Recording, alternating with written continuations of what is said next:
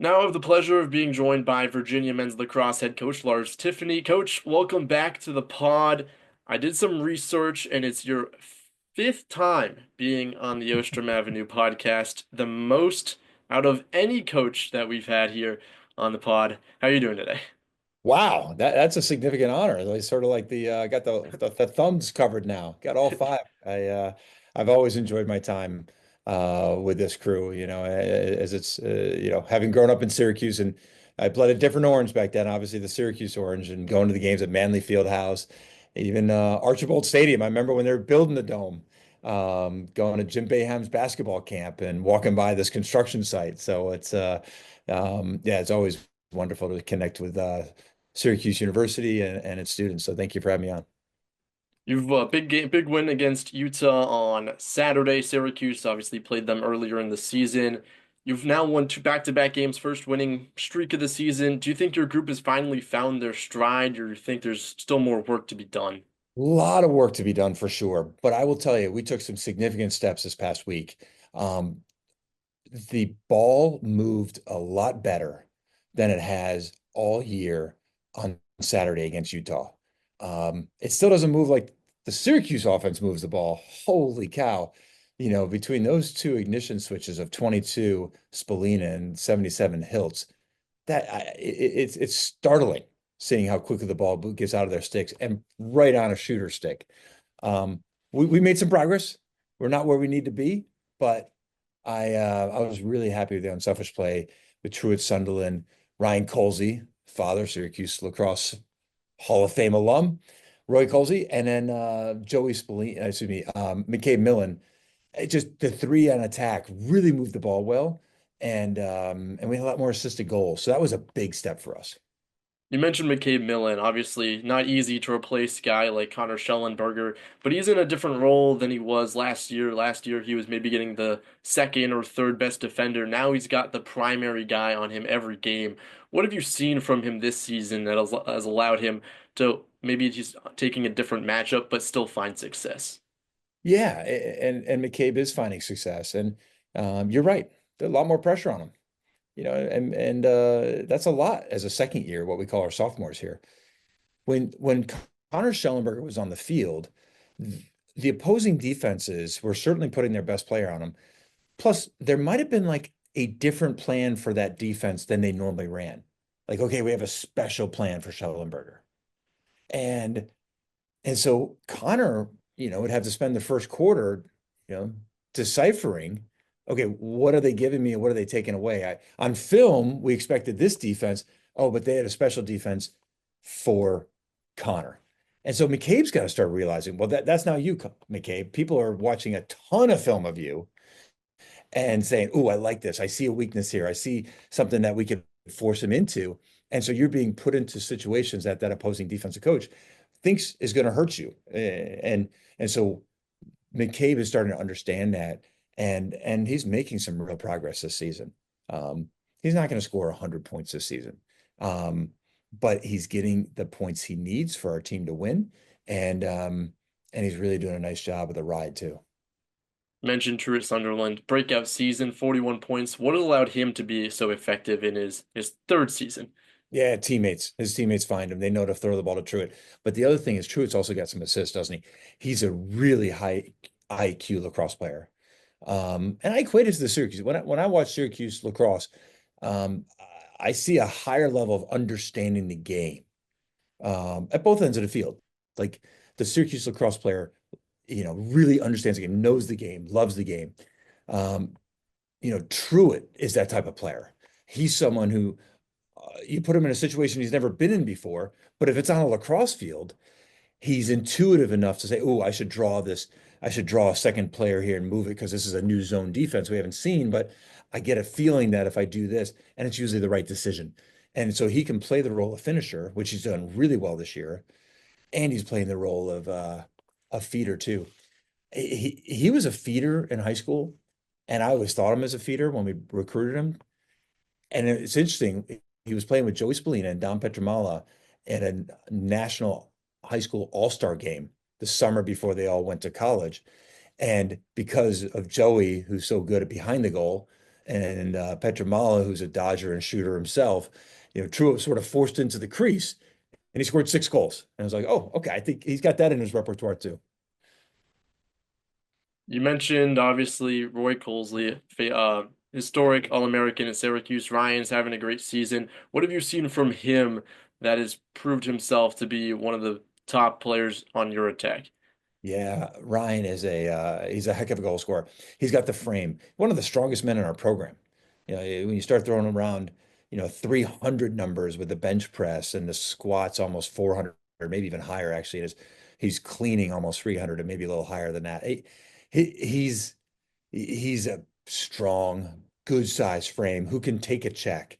Give Ryan credit for sacrificing last summer, hanging out with his buddies at the beach and going to Western Canada and playing for the Adirondacks and winning a Minto Cup out there.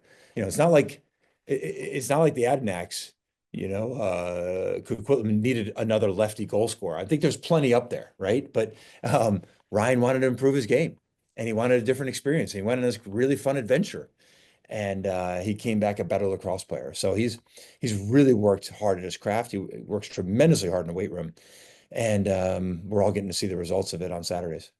Obviously, hasn't been sunshine and rainbows this season. There have been some struggles, but what are some positives that you can take about those early season losses and help carry you towards ACC play? Yeah, it's a great point. We already hit the one. I think we're starting to understand how we have to move the ball more, and so we're starting to play unselfish lacrosse, and we're seeing the results recently.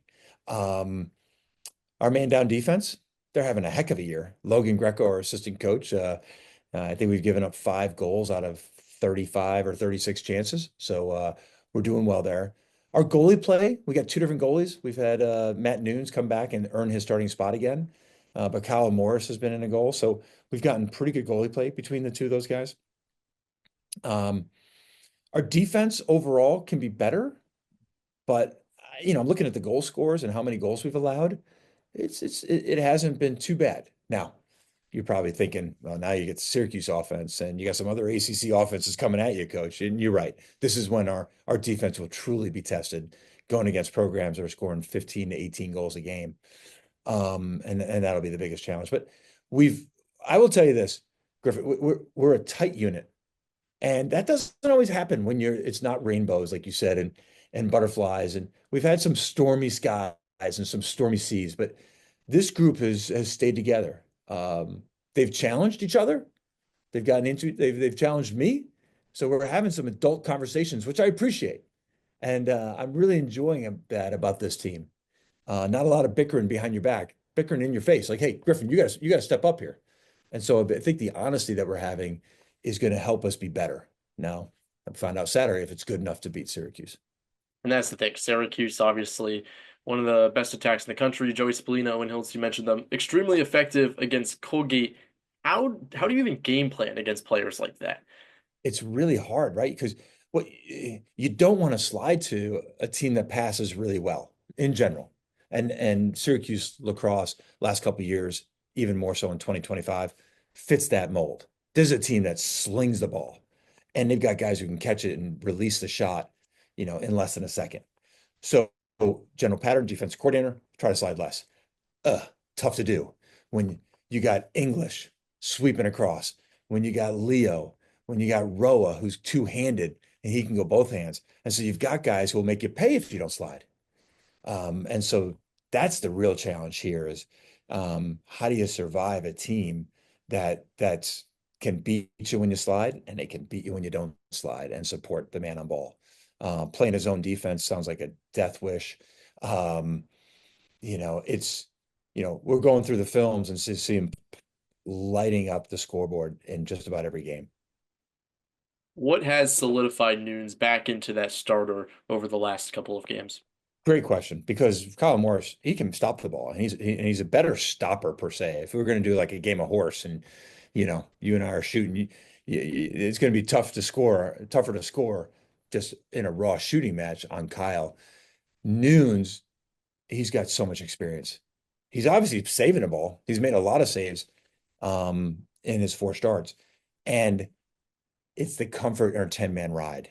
It's the comfort in our clear. it's the poise and communicating on defense. I don't want the goalie in lacrosse to be a goalie in soccer. The goalie in soccer always looks mad and angry and yelling at everybody and setting the defense and pushing the wall this way. I want my goalie focused on the ball, and I want the defense to talk about the slide schemes. Who's hot? Who's the second slide? Are we rotating? Are we sliding? But Matt Nunes has been here long enough that he actually is starting to take some of that, field director responsibility. And Matt Nunes wants to be a college coach. He wants to be a lacrosse coach. And so he's already acting like a coach on the field. So that's really where the decision was made to give Matt the responsibility of being the starting goalie again. And boy, he's made it look like a good decision. I know last year when you came on, the face-off dot was a big thing of contention, and you have Anthony Gabriel been out the past couple of games. How does the rest of your team step up with an absence like him? Yeah, exactly. I remember a year ago we were uncertain because we'd been living off the lavish life of having Peter LaSalle as your faceoff man for so many years. And I tell you, Anthony Gabriel and Thomas Colucci, and the whole crew, they did a nice job last year. We were probably over 50% all told in ACC play, which I wasn't sure we'd get there. Can we do that again this year? That's a big question because we're not playing well there right now. And watching Mullen from Syracuse and how he's dominated at the X in so many games, we were watching the Harvard game this morning, and boy, it was make it, take it, and pop it forward, pitch it back, wherever you want to do. So we've got our hands full with someone who's playing at an exceptionally high face-off win percentage rate. Yeah, so Henry Metz and Andrew Greenspan, um, that's our 1-2 punch right now, and it's got to get better. Our wing play's got to get better. We got to get in there. Ben Ware will come in and pick up ground balls. The best, I think he's the best ground ball guy in the country. Um, but we need more help there. You're right. That is coming into this, that's a significant concern for us. What's going to happen to Face Off X on Saturday? That Harvard game was one of the crazier lacrosse games that I've ever seen. Have you ever seen a player be so dominant with the face-offs and then go and lose and have the team lose the game? It was give Harvard a ton of credit. They played fast and furious. I thought it looked like the 2024 Virginia Syracuse game. Two teams that took 106 shots total, and Harvard going right to the goal. They're not setting up an offense. You would think the Ivy League school is going to try to slow the Syracuse Orangemen down. If anything, they were speeding them up, and found some good opportunities there. Um, yeah, you're right. I mean, Syracuse, the first five possessions, I think they scored on. It's 5-0 and they're winning all the balls. But it's it's one of those years, right? You're trying to figure out is there a dominant team? Because we had one in 2022 in Maryland, and 2024 we had one in Notre Dame. Um, this one's feeling like a lot more parity out there, and the Ivy League's really competitive. And we've certainly taken our lumps. I mean, we haven't had this many losses out of conference, since I arrived. And so we're taking our lumps from non-ACC teams. So the rest of the country, unfortunately, is getting a whole lot better. Yeah, you mentioned last year's contest. Thrilling game. Obviously, it's a lot of goals. There's also over 8,000 people in the dome for that one. You expect a similar atmosphere this season down in Charlottesville, obviously, or what do you expect between the you're going to get the Syracuse, Virginia of old. Yeah, I do think we're going to get a great crowd. We don't get to the 8,000 or the 8,500, whatever it was last year. I know a lot of that due because they were honoring one of the best players ever, Paul Gate, Mhm. Gary's brother, and it was I thought it was fitting that would be a Syracuse Virginia game, and what a setting and what a memorable event. Everything was great about that till the ending for me. Um, but this will be a great crowd. This will be, yeah. I mean, it's springtime. It's not spring break. Um, this is what college lacrosse is all about. Syracuse, Virginia, getting up and down that field, running and gunning. So yeah, we won't be in the 8,300 range though. Probably about half that. Well, the all-time series is 21-21, so whatever squad takes that game will Yeah. will be ahead.